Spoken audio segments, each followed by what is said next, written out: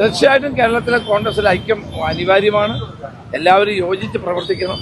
പഞ്ചായത്ത് തെരഞ്ഞെടുപ്പ് വരാൻ പോകും, അത് കഴിഞ്ഞ് നിയമസഭാ തെരഞ്ഞെടുപ്പ് ഉണ്ടാകാൻ പോകുന്നു. എല്ലാവരും ഒറ്റക്കെട്ടായി പ്രവർത്തിച്ച് ഈ 2 തെരഞ്ഞെടുപ്പിലും വൻ വിജയം നേടുക എന്നുള്ളതാണ് ആവശ്യം. അതിനുവേണ്ടി എല്ലാവരും ഒരുമിച്ച് നിൽക്കുക, അതാണ് ഏറ്റവും ആവശ്യമായിട്ട്. നേതൃമാറ്റ സാധ്യത ആരും തള്ളുന്നുമില്ല.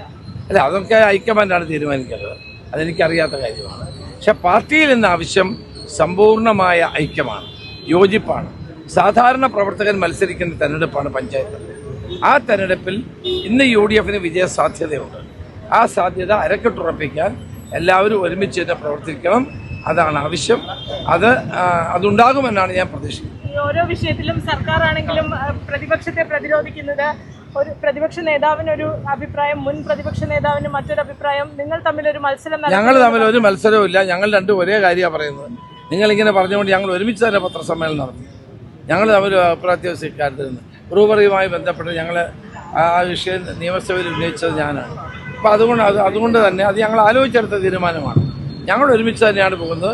ഒരു അഭിപ്രായ വ്യത്യാസവും ഞങ്ങൾ തമ്മിൽ